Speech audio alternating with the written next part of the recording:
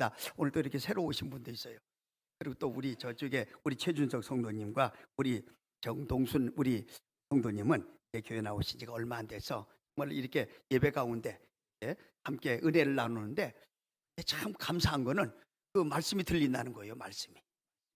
이 말씀이 안 들리면 안 되거든요. 그래서 말씀이 들려서 그 말씀이 무슨 뜻인지를 알고 그래서 조금씩 삶을 바꿔나가는 거, 이게 신자거든요. 그래서 우리가 처음에 확 바뀌는 게 아니고 자적으로 계속해서 이 어떤 우리가 이렇게 어떤 그 물을 새 걸로 자꾸 넣으면 자꾸 이렇게 어떤 그 물이 좀 이렇게 흐릿한 거는 자꾸 빠져나가고 이게 한꺼번에 안 빠져나가잖아요. 근데 오늘 또 이렇게 귀한 분이 또 오셨습니다. 교회가 어떤 곳인지를 알고 싶어서 오신 분입니다.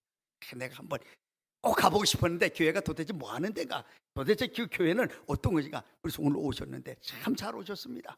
너무 감사하고요. 오늘 오셔서 정말로 환영을 합니다. 이 교회는요, 신비한 곳입니다.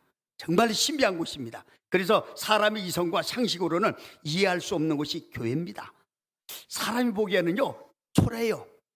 또 뭐 보잘것없이 이렇게 몇 사람이 모여서 저기 하는 것 같은 그런 아주 보잘것없는 것 같지만 여기에는 엄청난 능력과 보화가 담겨져 있는 곳이 교회입니다. 한번 보실래요? 자, 고린도후서 4장 7절 10절. 교회가 어떤 곳인가? 자, 시작. 우리가 이 보배를 질그릇에 가졌으니 이는 심히 큰 능력은 하나님께 있고 우리에게 있지 아니함을 알게 하려 함이라. 우리가 사방으로 우겨쌈을 당하여도 쌓이지 아니하며 답답한 일을 당하여도 낙심하지 아니하며 박해를 받아도 버림받지 아니하며 거꾸로 트림을 당하여도 망하지 아니하고 우리가 항상 예수의 죽음을 몸에 짊어지면 예수의 생명이 또한 우리 몸에 나타나게 하려 함이라. 이런 성도가 모인 것이 교회입니다. 자, 고린도후서 6장 8절 10절 봅니다. 시작. 영광과 욕됨으로 거래했으며 악한 이름과 아름다운 이름으로 거래했느니라. 우리는 속이는 자 같으나 참되고 무명한 자 같으나 유명한 자요 죽은 자 같으나 보라 우리가 살아있고 징계를 받는 자 같으나 죽임을 당하지 아니하고 근심하는 자 같으나 항상 기뻐하고 가난한 자 같으나 많은 사람을 부유하게 하고 아무것도 없는 자 같으나 모든 것을 가진 자로다. 그것이 교회의 성도. 이런 성도가 모인 것이 교회입니다. 그러니까 교회가 능력과 보화로 가득 찬 곳 교회입니다.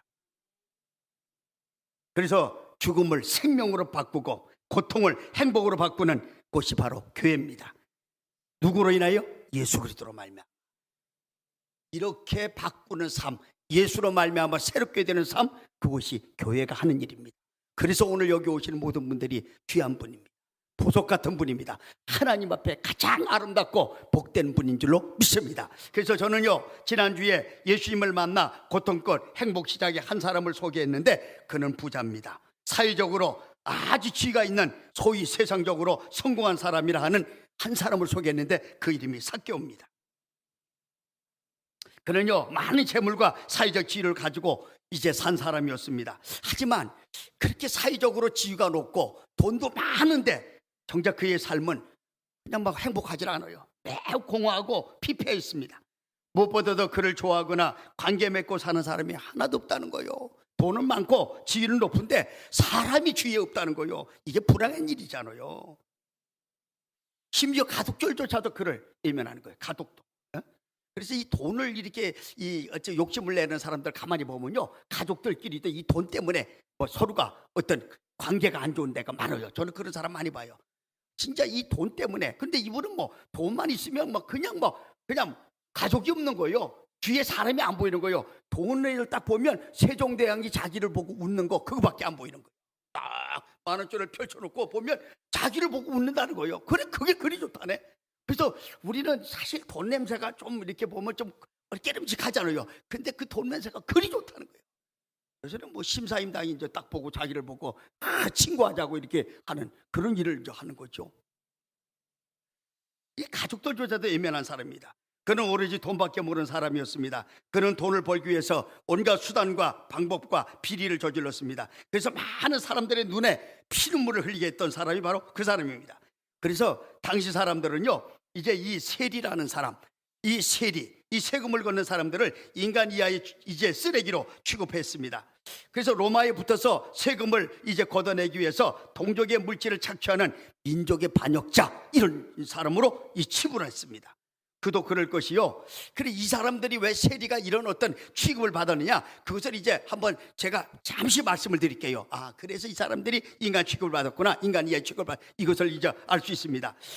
당시 정상적으로 걷는 세금은요 2가지가 있었는데 정세하고 이 관세가 있었습니다. 지금도 똑같아요. 여기 로마에서 나온 세법이 지금 계속해서 진화돼서 우리 세법이 오고 이제 서양 나라 세법이 오고 각 나라의 세법이 거기서 이제 뿌리를 가지고 이래가지고 세법을 이렇게 지금 현재 사용하고 있는데 정말로 로마 사람들 대단한 사람들이에요. 이 세를 어떻게 그 당시에 이렇게 매겨서 지금까지 이것을 우리가 사용할 수 있도록 이래 했는지 모르겠어요. 이 정세 안에는요 인두세가 있습니다. 그러니까 이 인두세라는 건 뭐냐면 사람으로 태어났다 무조건 다 내야 되는 게 인두세입니다. 우리 주민세 내잖아요. 이 동네 주민이면 주민세 다 내야 돼요. 이런 거요. 그다음에 무슨 세가 있느냐면 토지세가 있습니다. 토지를 가지고 있는 사람은 무조건 내야 돼요. 그래서 크고 적은 거 이거 따져가지고 많이 내고 적게 내는 거 이 토지세 있습니다. 그다음에 소득세가 있습니다. 이 소득세는요 당시 12살서부터 65살까지 소득 있으면 다 내야 되는 거예요. 이 소득세. 우리 요새 소득세 내죠? 우리도 내잖아요. 이런 세금을 이제 당시에 로마에서 이걸 정세다 이랬습니다. 근데 이것만 받으면 참 좋겠는데 이 세무쟁이들이 이 세리들이 뭐 했느냐? 이것만 아니고 자기네들이 만든 또 세금이 있어요. 그것이 제멋대로 그 만든 세금인데 그게 관세입니다. 관세. 그래서 이 관세는 이 로마에 바치는 것이 아니라 자기 주머니 들어가는 게 관세예요. 그래서 자기네들이 붙여서 동족의 재물을 수탈했던 거 이것이 세리입니다. 그래서 길을 통과하면 길세를 내야 돼요. 그래 길을 통과하면 길세를 내고 마차를 타고 가면요 마차 박쥐가 4개 같으면 4개에 따라서 이 세금을 내야 되고 6개 같으면 6개. 그래서 마차 박쥐의 수에 따라서 마차세를 또 내야 되고 심지어는 물고기세까지 했죠. 물고기 한 마리 잡으면 얼마나 해라는 거 이런 물고기세. 이거는 로마에서 정한 법이 아니고 자기네들이 스스로 자기 주머니를 채우기 위해서 만든 세금이 관세입니다. 이러다 보니까 얼마나 많은 이 유대 백성들이 괴로움을 당했겠습니까? 세리한테 정세만 내도 엄청나게 힘든데 거기서 또다시 이런 걸 해가지고 세리 주머니를 채워주려니까 그게 보통 일이겠습니까? 근데 이 세금을 안 내면 어떻게 되냐? 지금도 뭐 세금 안 내면 막 이렇게 막 이거 붙이잖아요. 근데 그 당시에는 살인 청부업자를 이렇게 고용을 합니다. 그래서 이 세금을 받기 위해서 살인 청부업자를 보내가지고 뭐 그냥 위협을 해가지고 세금을 받아오는.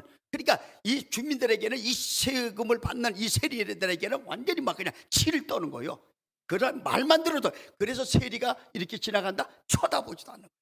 그러니까 이 세리를 이렇게 친구할 사람이 아무도 없습니다. 그런 가운데 이 삭개오는 뭐냐? 세리 중에도 세리장이야. 지금으로 말하면 세무서장이란 말이에요.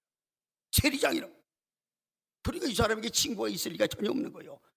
무슨 되게 이해가 되죠. 아, 이 세리가 그래서 이 친구가 없구나, 사람이 없구나. 우리는 그걸 딱 직감적으로 느낄 수가 있습니다. 그런데 그로 인해서 많은 재물을 얻어서 부자는 됐습니다. 하지만 그는 항상 외로웠고 고독하고 피폐한 인생을 살았습니다. 여러분, 우리가 참 이 주위에 사람이 많다는 거 감사해야 돼요. 사람과의 관계가 우리가 같이 이 밥을 먹을 수 있다는 사람이 있다? 행복한 사람입니다. 지난번에 저 치과 의사에 했던 그 장로님을 한번 이제 만났는데 그 장로님이 자꾸 목사님 식사 한번 합시다. 그래서 내가 그 식사를 한번 대접하겠다고 했는데 그분 하는 얘기가 그래요. 목사님, 나 정말로 이 치과 의사 하면서 제일 고통스러운 게 사람 만날 시간이 없어서 제일 밥 먹을 사람이 없다는 거예요. 맨날 다른 사람 썩은 이만 쳐다보고 그것만 이렇게 저기 하니까 이게 뭐지? 돈은 버는데 재미가 없는 거예요. 행복하지 않는 겁니다. 맨날 다른 사람 벌이라면 입어놓으면 탁하면 썩은 이빨 이걸 막 갖다가 빼고 고치고 막 이러니까 정말로 이제 이 돈은 많이 버는데 행복이 없다는 거예요. 오늘 세리가 그런 거예요. 돈은 많이 벌어 부자입니다. 근데 항상 외롭고 고통하고 피폐한 인생을 살았습니다. 그렇게 하루하루를 고통 아닌 고통 가운데 지내는 인생, 그 인생입니다. 그러던 중 많은 사람들이 막 웅성이며 사방에서 몰려드는 것을 봅니다. 무슨 일인가 해서 물어봤더니 나사렛 예수라는 분이 이곳을 지나가신다는 소식입니다. 그는 예수님에 대한 소문을 익히 들어 알고 있습니다. 왜냐하면 그 당시 예수님의 그 어떤 인기는요 하루를 찔렀거든요. 그냥 전국을 다니면서 이 모든 유대 지방에 예수님 하시는 일들이 막 소문이 막 그냥 입을 통해서, 그래서 이 세리도 익히 예수님에 대해서 알고 있는 터였습니다. 그래서 언젠가는 꼭 한번 만나보고 싶었는데, 이제 그분은 소문에 들어보니까 이런 소문이 들려요. 그분은 누구와도 친구를 한다는 거예요. 누구도 사랑한다는 거예요. 어떤 문제도 해결하시는 분이라는 겁니다. 그래서 그분이 가시는 곳마다 사람들이 구름대처럼 몰려온다는 겁니다. 그 예수님이 지금 이곳을 지나가신다는 겁니다. 삭개오는요, 그 예수님을 꼭 한번 만나보고 싶었는데 기회가 온 겁니다. 도대체 어떤 분위기에 저토록 많은 사람들이 모여든단 말인가? 사람들을 모아놓고 도대체 무엇을 한단 말인가? 그는 이런 생각을 하면서 예수님이 오신다는 그곳으로 서서히 발걸음을 옮기기 시작합니다. 그러나 막상 가보니까 사람들이요, 예수님이 어디 있는지조차를 모를 정도로 막 모여드는 거예요. 너무 많은. 그래서 예수님이 어디 계신지를 알 수가 없는데, 생각컨대 분명히 사람들이 구름대같이 이렇게 둘러싸는 그 중앙에 계실 것이다. 그걸만 생각하고 가보니까 예수님을 만날 길을 다 사람들이 애워싸서 갈 수가 없는 겁니다. 근데 이분은 키도 적어요. 난쟁입니다. 키도 땅땅합니다. 그러다 보니까 다른 사람, 키 큰 사람이 앞에 다 막고 있으니까 예수님을 본래 볼 수도 없고, 그래서 아무리 이렇게 까치발을 떠도 안 보이는 겁니다. 그래서 여기서 이 세리장 이 삭개오가 이거 이렇게 사람도 많은데 그냥 막 오늘은 돌아가자, 다음에 또 기회가 있겠지 하고 만약 거기서 포기를 했다면 그분은 평생 예수를 못 만난 사람인데 오늘 그는 여기서 포기하지 않았다는 거예요. 어떻게 하면 예수님을 좀 한번 만나고 얼굴 한번 봤으면 좋겠는데 어떻게 할 방법이 없을까? 이렇게 생각하면서 사방을 둘러보는데 예수님이 지나가시는 그 길을 딱 보니까 거기에 큰 뽕나무 한 그루가 있는 거예요. 그래서 이 삭개오는 그 뽕나무를 바라보고는 옳지, 저기 올라가서 내가 예수님 얼굴 한번 볼 수가 있구나. 그래서 그는 뽕나무로 올라갑니다. 그가 누굽니까? 세리장입니다. 그가 누굽니까? 부자입니다. 체면이 얼마나, 누가 봤을 때는 그러면 완전히 이거는 뭐 세리장이고 부자고 간에 완전히 체면이 다 떨어지는 일이 그에게 벌어지는데도 그는 그거 다 체면 내려놓고 올라갔습니다. 올라가서 그 나무에서 숨어서 예수님이 지나가는 그 모습을 딱 보려고 딱 서서 예수님이 어떤 분인가라고 살펴보고 있는데 아니나 달라 어느 분이 더 그 나무 밑에 서서 자기 이름을 부르는 거예요. 삭개오야, 내려오너라. 내가 오늘 너희 집에 들어가서 내가 좀 쉬어야 되겠다. 지난번에 이 말씀을 한번 하니까 어떤 분이 눈물이 쫙 쏟아지다니. 왜? 세상에 그 많은 사람 중에 어떻게 내 이름을 알고 어떻게 나를 알아보고 주님이 나를 부르시느냐는 거예요. 여러분, 오늘 여러분의 그 이름이 주님이 부르시는 그 음성을 듣는 귀한 시간 되시길 바랍니다. 오늘 삭개오가 그 음성을 듣고는 너무 충격을 받은 겁니다. 자, 누가복음 19장 5절 한번 봅니다. 주님께서 이렇게 말씀하십니다. 시작. 누가복음 19장 5 시작. 예수께서 그곳에 이르사 쳐다보시고 이르시되 삭개오야, 속히 내려오라. 내가 오늘 내 집에 유하여야겠다 하시니, 이렇게 자기 이름을 부르는 거예요. 세상에 만난 적도 없습니다. 그분이 자기 이름을 안다는 그 자체를 자기는 상상도 못하는 그런 일인데 자기 이름을 부릅니다. 그 말씀을 듣는 순간 그의 심정이 어떻겠습니까?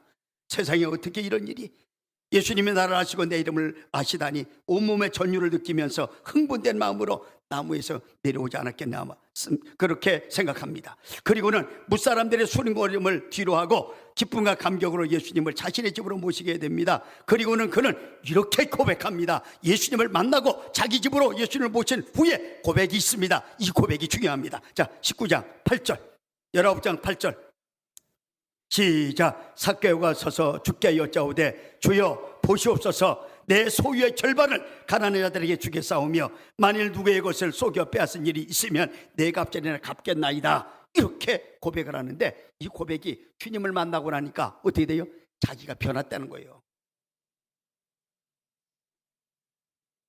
그토록 돈밖에 모르는 사람이 완전히 새 사람이 되었다는 겁니다. 이처럼 예수님을 제대로 만나면 변화되고 새롭게 됩니다. 그토록 버리지 못하고 끊지 못한 것을 버리게 되고 끊게 됩니다. 한마디로 믿음의 결단이 일어났다는 거예요. 그래서 지난번에 제가 이야기를 하면서 제 개인적인 얘기를 했지 않습니까? 제가 담배를 엄청나게 많이 피운 사람이에요. 꼴초입니다. 하루에 세각씩을 피웠던 그런 기억이 납니다. 그것도 몇십 년을. 근데 이게 안 끊어지더라는 거예요. 이게 너무 안 끊어져요. 세상에 집사라는 그 직분을 받고도 이게 안 끊어지고, 그래서 교회 가면 덜 이것 때문에 고민이 되는 겁니다. 혹이나 지금 내가 또 내 손에서, 내 입에서 담배 냄새가 나서 다른 사람이, 그런데 그거는 내 착각이고 안 날 것이라고 생각하고 양치질을 하고 가서 저기를 했는데 전혀 그게 아니더라는 거예요. 내가 담배를 끊고 보니까 다 알게 되더라는 거예요. 나도 저랬구나. 아무리 내가 저기해도 씻어도 안 되는 것이 이 냄새입니다. 그래서 이것 때문에 고민을 그렇게 했고, 그래서 내 힘으로 끊어보고 또 끊어보고 끊어봤지만 다 실패했어요. 몇 년을 다시. 그런데 주님 앞에 제가 기도합니다. 하나님, 도저히 내가 이거 끊지 아니하고는 내가 신앙생활 하는데 이게 장애가 되고 이 걸거치는 돌이 돼서 내가 제대로 하나님을 섬길 수가 없는데 이거 좀 끌어달라고 그랬는데, 우리 주님이 어느 날 갑자기 저에게 감기를 주시는 거예요. 그래서 이상하게 목이 이렇게 감기가 와가지고 목소리도 안 나오고, 그러면서 담배 연기가 쉬어지는 거예요. 부욕질이 나는 겁니다. 그래서 내가 이때구나, 주님이 지금 내 기도를 들으시고 이거 끊으시려고 나에게 지금 사인을 보내시고, 그때서부터 지금까지 담배가 그렇게 냄새가 그렇게 이제 구역질이 나고, 그 담배 냄새가 얼마나 좋은지 아세요? 담배 피우는 사람은요, 밥은 안 먹어도 그건 피워야 돼요. 물어보세요, 담배 피우는 분에게. 그렇게 맛있어, 그렇게 냄새가 좋아. 그런데 그 냄새가 완전히 구역질이야. 믿음의 결단이 예수를 만나면 일어나게 되어 있습니다. 그 결과 이제 그 삭개오는 지난날의 고통에서 풀려나 자유를 얻게 됩니다. 무엇보다도 주님은요, 그 가정에 구원을 선포하시고 아브라함의 자손이라 칭하십니다. 자, 누가복음 19장 9절 10절 한번 보실래요? 이런 말씀이 나오는 거예요. 시작. 예수께서 이르시되 오늘 구원이 이 집에 이르렀으니 이 사람도 아브라함의 자손이로다. 인자가 온 것은 잃어버린 자를 찾아 구원하려 함이라. 여러분, 바로 이것입니다. 주님이 이 땅에 오신 것은 잃어버린 하나님의 백성, 오늘 저와 여러분을 부르시고 구원하러 오신 분이에요. 그래서 오늘 삭개오를 만나주시고 삭개오에게 어떻게 구원을 선포하십니다. 오늘 이 가정의 구원이 이루어졌다. 이 음성이, 이 축복이 저와 여러분의 가정에 임하시기를 주의 이름으로 간절히 바랍니다. 그래서 이 음성을, 주님의 이 선포를 통해서 그 삶이 고통에서 행복으로 바뀌어지는 순간입니다. 이처럼 우리 예수님은요, 은혜를 사모하며 갈망하는 자를 만나주시고요, 만나주실 뿐만 아니라 새롭게 하십니다. 그래서 약한 자를 어떻게 강하게 하십니다. 어리석은 자에게 지혜를 주십니다. 가난한 자에게는 부유함을 주십니다. 병든 자는 치료함을 주십니다. 곤고한 자에게는 위로와 새 힘을 주시며 죽을 자에게는 생명을 주시는 줄로 믿습니다. 금년 한 해 이 은혜를 받으시길 바랍니다. 이 복을 받으시기 바랍니다. 그래서 고통 끝, 행복 시작의 한 해를 사시는 저와 여러분이 되시기를 주님의 이름으로 축원드립니다. 두 번째로, 고통과 탄식의 한 가련한 여인이 예수님을 만나서 고통 끝, 행복 시작의 삶을 산 사건입니다. 오늘 본문입니다.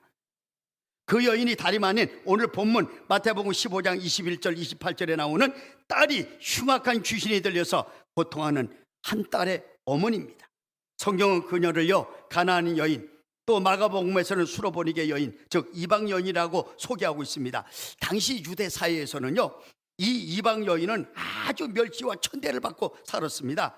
그런 그 여인에게 귀신이 들려 고통하는 딸이 있었다는 거예요. 그런데 그 어머니는 그 딸을 고치기 위해서 할 수 있는 것을 다 해본 여인입니다. 안 가본 곳이 없습니다. 소문에 귀신을 쫓는다는 무당이 있으면 찾아갔습니다. 또 무슨 구슬 해야 된다 그러면 구슬 했을 것입니다. 안 가본 곳이 없고 안 해본 것이 없고 안 먹여본 약이 없을 것입니다. 그러나 아무 소용이 없었다는 겁니다. 한마디로 백약이 무효였다는 것이죠. 이런 불행과 좌절의 시간 속에 나날이 고통이 더해간 이 어머니에게 예수의 소문이 들려옵니다. 예수님의 소문이 들려. 자, 마가복음 7장 25절. 마가복음 7장 25절인데 왜 이거? 자, 한번 봅니다. 시작. 이에 더러운 귀신 들린 어린 딸을 둔 한 여자가 예수의 소문을 듣습니다. 누구의 소문을 듣고? 예수의 소문을 듣고. 예수의 소문을 들은 거. 누가? 이 딸 어머니가. 그 소문이죠. 예수님을 만나면 어떤 병도 고침받고 어떤 문제도 해결받는다는 소문입니다. 그도 그럴 것이 예수님이 이제 계신 곳은요, 많은 병자들이 따라다니면서 예수님 앞에 나온 병자는 다 고침을 받았습니다. 나병 환자 말씀 한마디 다 고친 거예요. 나병이요 불치병입니다. 지금도 마찬가지잖아요. 이 문둥병 이게 치료가 안 되는 거예요. 근데 예수님은 말씀 한마디로 손 한 번 대면 다 치료가 됩니다. 그다음에 귀신 들려 무덤에서 사는 두 사람이 막 무덤에서 집이도 못 가고 맨날 고함을 꽉꽉 찔려서 귀신에게 사로잡혀 사는 두 사람을 예수님은 그를 살려냅니다. 귀신을 쫓아내고 온전케 합니다. 중풍병자를 고쳐주셨습니다. 12의 혈류증 여인을 고쳐주셨습니다. 소경을 고쳤습니다. 벙어리가 말하게 하셨습니다. 손 마른 자 각색병자를 다 고쳐주셨는 거예요. 심지어는 야이로의 딸 하나가 있는데 그 딸이 죽었는데 그 죽은 딸을 살려내는 일까지도 하십니다. 그러니 예수님의 소문은요 엄청난 겁니다. 이 소문이 가만히 있겠습니까? 입을 통해서 계속 마을마다 전해가. 근데 이 소문이 누구에게 들렸다? 이 여인에게 들린 겁니다. 이 예수님이 지금 자기 마을에 오신다는 것입니다. 그러나 그 당시 이방 여인으로서 유대인이신 예수님을 만나러 나간다? 이것은 결코 쉬운 일이 아닙니다. 자칫하면 돌에 맞아 죽을 수도 있습니다. 그래서 목숨을 걸어야 하는 겁니다. 그러나 그 어머니는요 어떤 시상을 이제 치르더라도 딸을 살리겠다는 뜨거운 열망이 있었어요. 내가 예수님을 꼭 만나서 내 딸을 살리겠다는 열망, 그리고 예수님을 만나면 꼭 고칠 수 있다는 분명한 믿음이 그 속에 있는 거예요. 그래서 두 번 다시 없는 기회라고 생각하고 그는 사력을 다해서 주님께 나아가 간구합니다. 여러분, 기회가 많지 않아요. 절대로 기회가 많지 않습니다. 우리에게 기회가 왔을 때 반드시 주님을 만나야 됩니다. 주님이 지나가시고 나서는 기회가 없어집니다. 그래서 오늘이 중요합니다. 이 예배가 중요합니다. 자, 오늘 마태복음 15장 22절을 봅니다. 그 딸 어미가 예수님을 부릅니다. 자, 시작. 우리 마태복음 15장 22절. 시작. 가난한 여자 하나가 그 지경에서 나와서 소리질러 이르되 주 다윗의 자손이여 나를 불쌍히 여기소서, 내 딸이 흉악하게 귀신 들렸나이다. 이렇게 이제 부르짖습니다. 이 애침요 쉽지 않습니다. 자신의 딸과 가정의 치부를 드러낸 행위가 바로 이 어미의 입에서 나오잖아요. 아니, 내 딸이 귀신 들렸다고 만약에 자기 입으로 만천하에 공포하는 일인데 그게 쉬워요?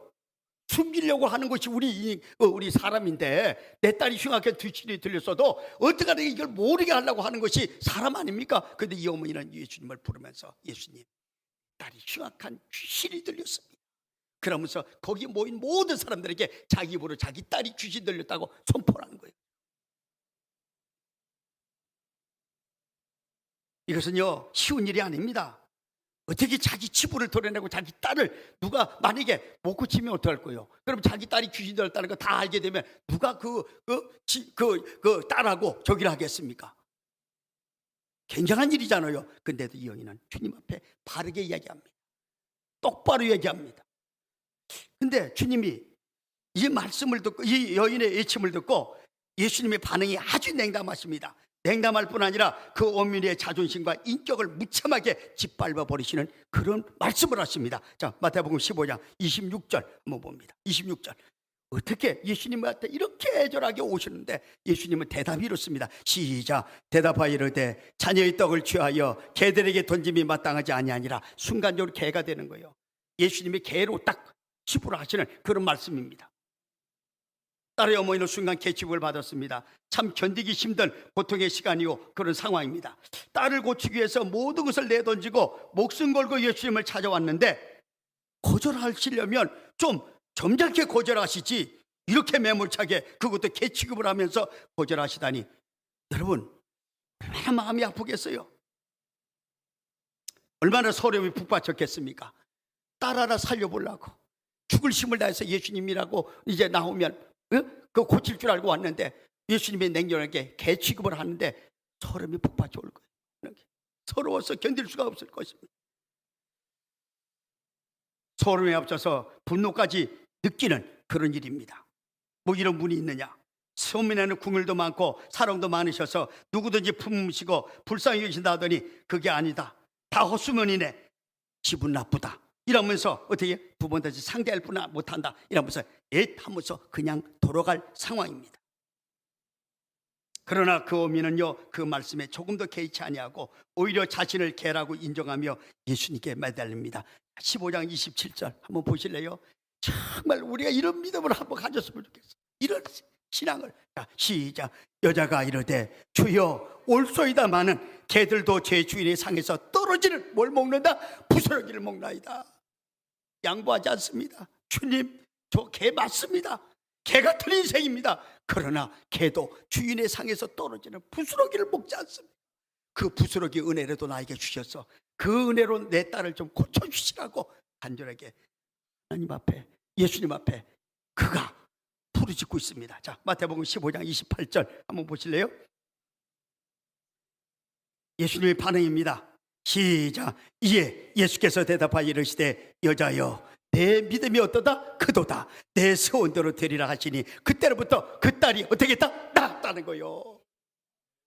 만약에 그 어머니가 예수님의 그 맹장한 그 말에 돌아갔다면 이분은 평생 딸을 보고 주여 맞습니다. 내가 개 같은 사람 맞습니다. 그런데 개도 주님의 상에 떨어진 부스러기를 먹나이다. 그렇게 고백할 때 주님이 우리에게 주시는 응답, 믿음이 크도다. 여자여 내 믿음이 크도다. 내 소원대로 되리라는 주님의 음성이 이제 선포되는 순간 그 딸이 귀신에서 풀려나 자유를 얻게 됐다는 사실입니다. 그래서 그토록 한 맺힌 그 여인의 문제가 한순간에 해결되는 순간이요, 고통끝 행복 시작이 되는 순간이 바로 이 순간입니다. 여러분, 이 말씀에서 우리가 받아야 할 교훈이 있다면 무엇이겠습니까? 그것은 주님의 손길을 움직이고 응답받기 위해서는 반드시 내 자아를 꺾어야 돼요. 내 자아가 살아서는 절대로 내가 주님 앞에 나갈 수가 없습니다. 또 내 체면이나 내가 이제 교만을 버리지 않고는 주님 앞에 우리는 은혜를 받을 수가 없고 응답받을 수가 없습니다. 내 자아가 살아있고 내 체면이 살아있고 내 교만이 살아있는 한 거기에는 어떤 믿음의 역사도 응답의 역사도 없다는 것입니다. 내 자아가 깨어지고 내 체면이나 내 교만이 내 고집이 꺾어지고 주님 앞에 엎드릴 때 거기에 하나님의 역사가 일어나고 응답과 축복이 있는 줄로 믿습니다. 근데 우리는 너무 자아가 강해요. 웬만해서는 내 자아를 안 꺾으려고 합니다. 내 고집을 안 꺾으려고 그래요. 내 교만을 안 내버리려고 그래요. 그러면서도 예수 잘 믿는다고 우리가 그렇게 자신이 그냥 위로를 자기 스스로가 그렇게 인정을 한다니까요. 아니요, 하나님 앞에는요 우리가 얼마나 교만한지 모릅니다. 왜? 주님의 말씀에 순종하지 않는 그 자체가 교만입니다. 주님보다 내가 낫다는 건데, 주님보다 내가 더 이제 잘한다는데 그게 교만이 아니고 무엇이겠습니까? 그래서 우리는 어떤 예배를 이렇게 드려도 남의 옆 사람의 이 눈치를 너무 잘 봅니다. 내가 이렇게 하면은 저 사람이 나를 어떻게 볼까? 그런 거 볼 필요 없습니다. 오늘 이 여인이요, 주위 사람들이 뭐라고 그래요? 예수님 앞에 와가지고 저 여자가 소리를 지르니까 예수님 좀 돌려보내라고 그렇게 막 주위의 사람들이 예수님 앞에 청합니다. 그럼에도 불구하고 그 소리를 안 듣습니다. 예수님의 소리만 듣습니다. 여인은 예수의 소리만 듣고 그분에게 가서 머리를 조아려서 구할 때에 주님은 그 믿음을 보시고 나라 내 믿음이 크도다. 내 소원대로 되리라는 주님의 그 놀라우신 축복의 말씀이 그에 임한 줄로 믿습니다. 우리 체면 따지면 안 돼요. 하나님 앞에 나올 때는 절대로 체면 따버려야 돼요. 모든 고집이나 모든 이제 그 어떤 교만을 다 버리고 주님 앞에 겸손히 무릎을 꿇을 때 우리에게 은혜가 임하는 줄로 믿습니다. 그러면 우리가 끝까지 이렇게 주님 앞에 매달려 기도하면 우리 주님이 우리에게 은혜를 주시는데 언제까지 해야 되느냐? 응답받을 때까지 해야 돼요. 주님의 능력의 손이 움직일 때까지, 주님의 말씀이 우리에게 응답이 오실 때까지 우리는 기도해야 돼요. 만약 이 여인이 아까 예수님이 개에게 이렇게 자녀의 떡을 줘요, 개에게 줄 수가 없다 그래서 개 취급을 했는데 기분 나빠서 돌아갔다? 끝났습니다. 우리는 가끔가다 이럴 때가 많아요. 조금 교회 와서 좀 기분 나쁘게 되면 그래가지고 주님의 은혜를 헛되이 받고 은혜를 걷어차고 그냥 자기 기분대로 할 때가 적지 않습니다. 이거 버리지 않으면 절대로 하나님의 역사는 우리에게 임하지 않습니다. 주님은 우리에게 겸손히 주님을 부르시고 엎드리고 언제까지? 응답받을 때까지 부르짖기를 원하시는 분이 주님이십니다. 이 은혜가 저 여러분이 있으시기를 주의 이름으로 간절히 바랍니다. 제가 이 성경에 나오는 거 2000년 전에 쓰여진 거거든요. 최근에 몇 년 전에 이 수로보니게 여인에게 당한 그 일보다도 더 큰 일 당한 한 목사님의 간증이 있습니다. 자, 이 간증을 제가 이제 준비하면서 이 간증을 이제 보면서 이 설교를 준비하는데 이 간증을 이제 이렇게 몇 번이고 이렇게 읽으면서 제가 많이 울었습니다. 너무 울었습니다. 자, 이렇게도 하는 분이 있고 그런 가정에서도 그런 가운데서 하나님이 끝까지 책임을 져주시고 그를 통해서 영광을 받으시는 그 일들이 이 목사님의 간증인데 너무 많이 울었습니다. 이분은 어느 분이냐면 조금 시간이 갔지만 어느 목사님이 미국에서 13년을 살면서 미국 대형교회에서 예배 사역을 하신 분입니다. 그러면서 가끔 한국에 초청받아서 청소년 캠프에 와서 예배 사역을 하셨던 분입니다. 그런데 이분이 한국에 와서 이 청소년 사역을 하고 또 이 성도들하고 함께 찬양을 하면서 이 예배 사역을 하는데 한국 성도들과 청소년들은 찬양할 때하고 설교 들을 때하고 얼마나 차이 나는지 모른다는 거예요. 찬양할 때는 막 청년들도 울고 불고 막 그냥 뭐 아우성을 치는데 설교 들을 때는 다 자더라는 거예요. 자고 핸드폰을 다 보더라는 거예요. 50%가 넘도록 핸드폰을 보고 설교가 안 들어가는 거예요. 찬양할 때는 그렇게 뜨거워서 막 발락발락 뛰는데 설교 들을 때는 전부 자더라는 거예요. 전부 핸드폰을 보다는 거예요.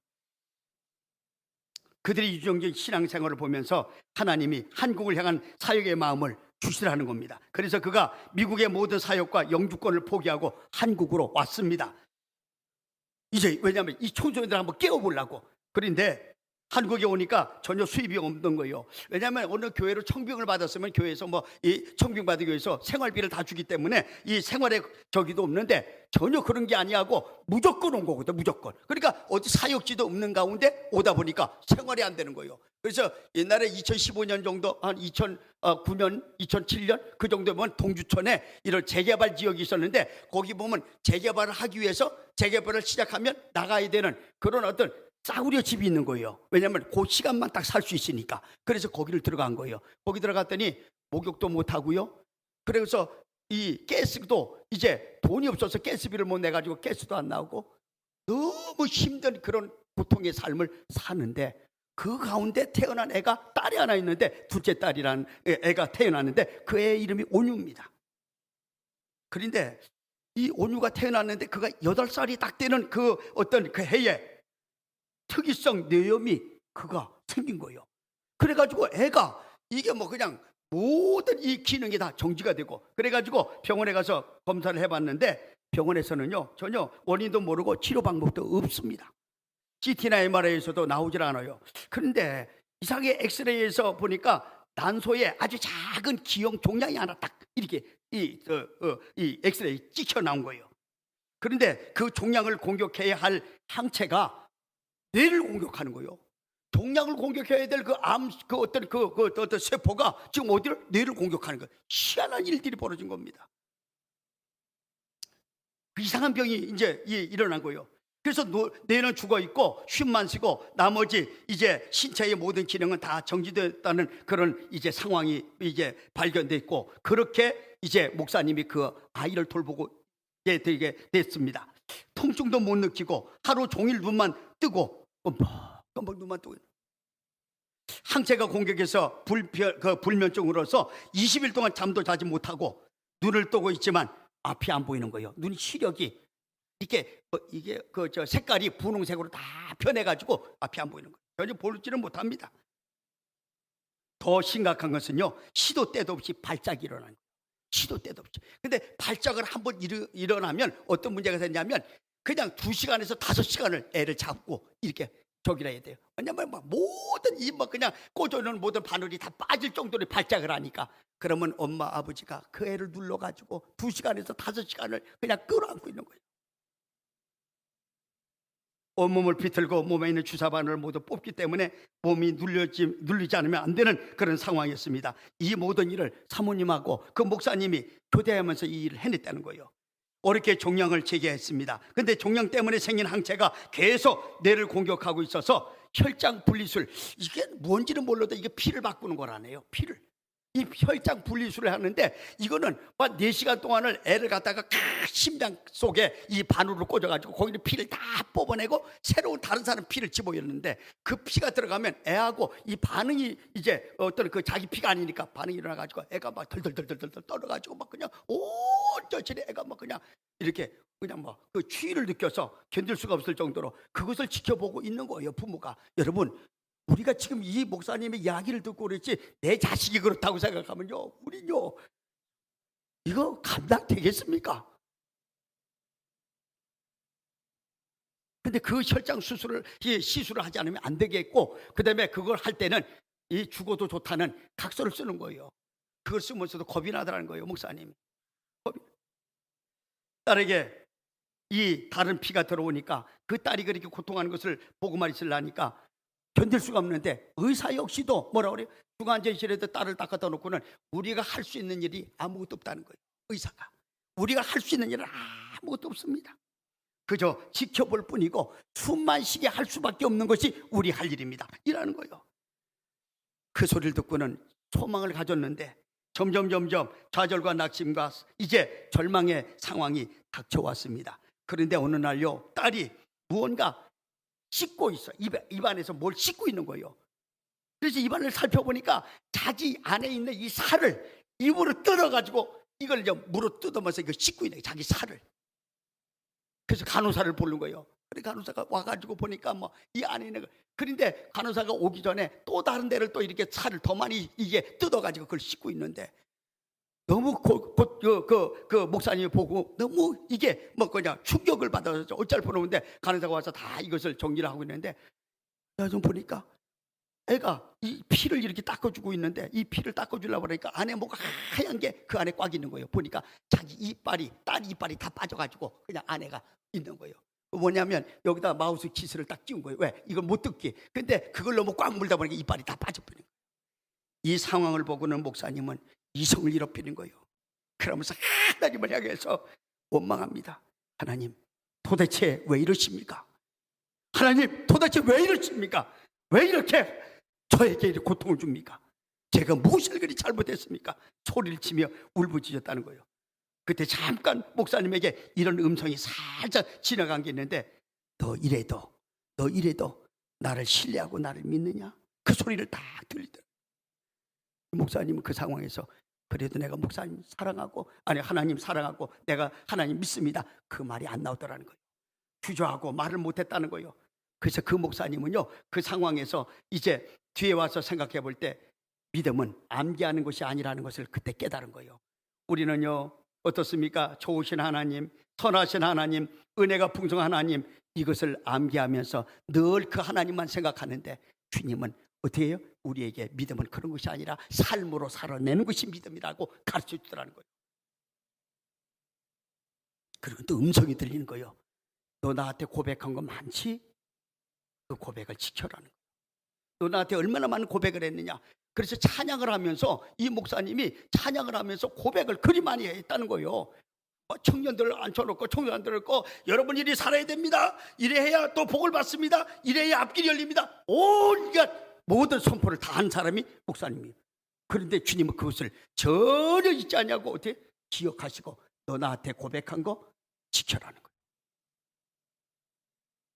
그래서 그 밤에 그 목사님은 그냥 한없이 울었답니다. 하나님 앞에, 주님, 제가 고백을 많이 했는데 하나도 지킨 것이 없습니다.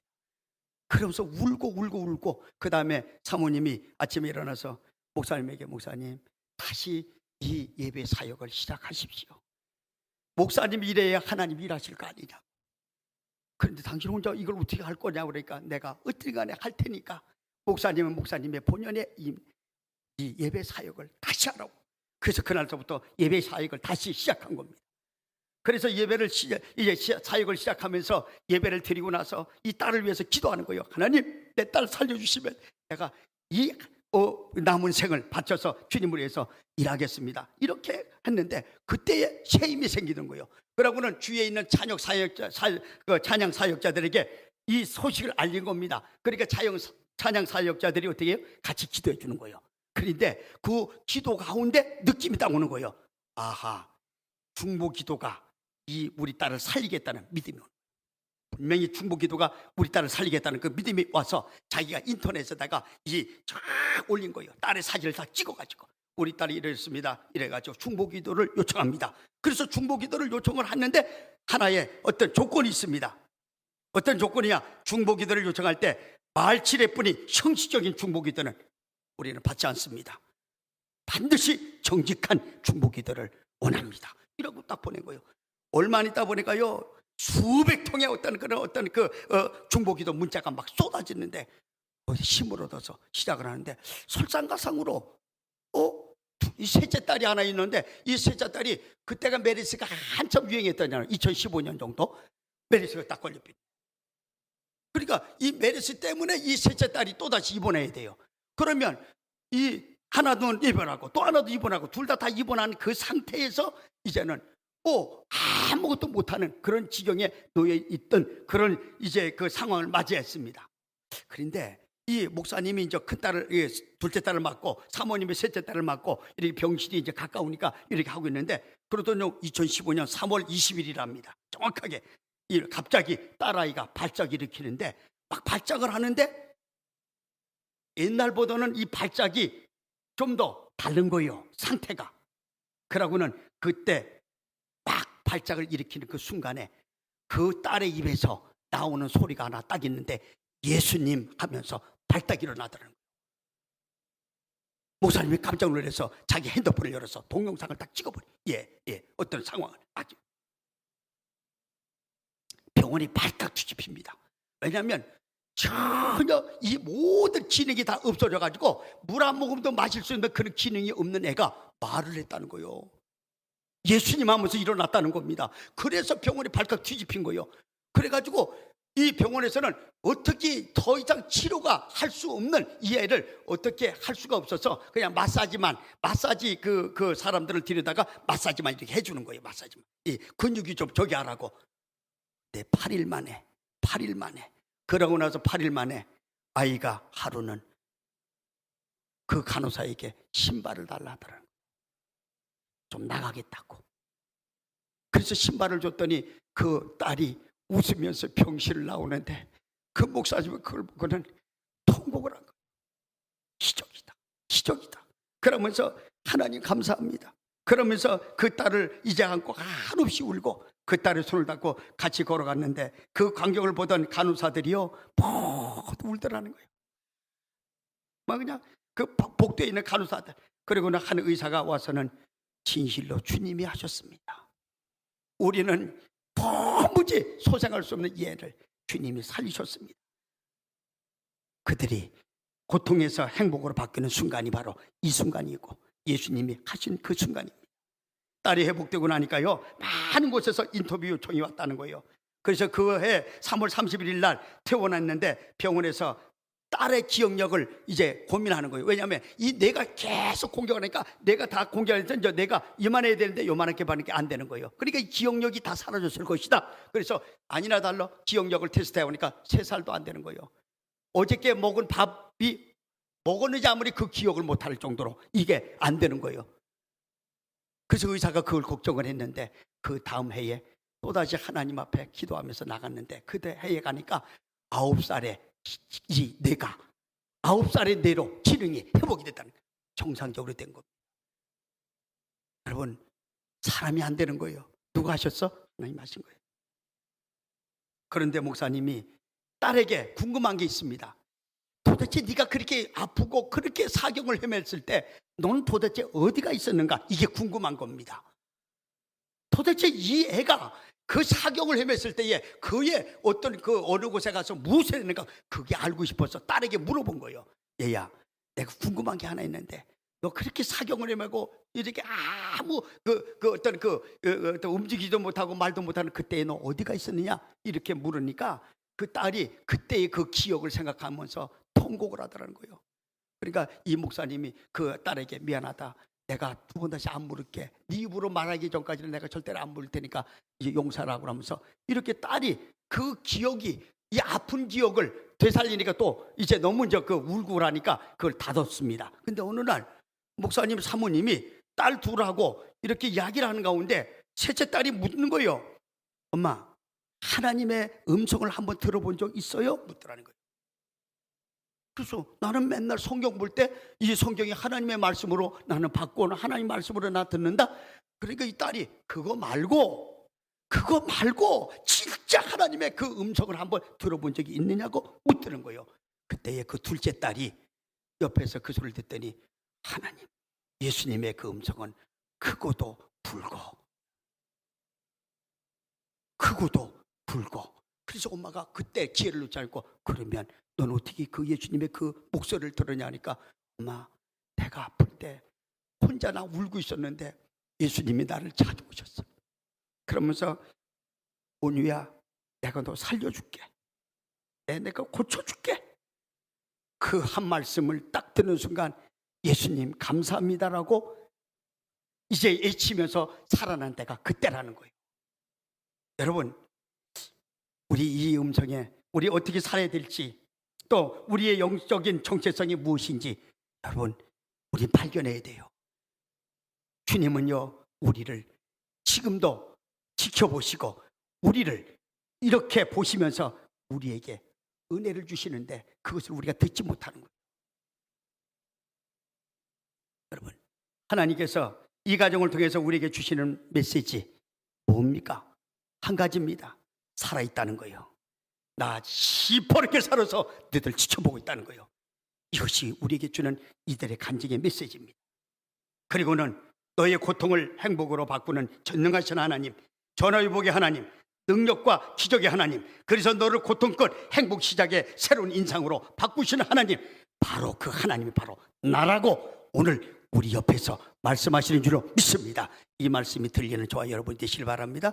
말씀만 듣지 말고 이 하나님이 그대로 일하시는 저와 여러분이 되시길 바랍니다. 주님이 일하시도록 만들어야 돼요. 우리의 믿음이 주님이 일하시도록, 주님이 손대시도록, 그렇게 할 때에 우리의 고통끝 행복 시작이 되는 줄로 믿습니다. 그래서 오늘 우리는 뭔지 이 한 해를 어떻게 살아야 될지 우리는 결심을 해요. 결단을 해야 돼요. 저 여러분이 금년 안에 이 살아계시는 하나님을 옆에 또 앞에 뒤에 모시고 그 주님의 지배와 통치와 다스림과 이끄심을 받는 저와 여러분이 되시기를 주의 이름으로 간절히 바랍니다. 우리 한번 기도하겠습니다.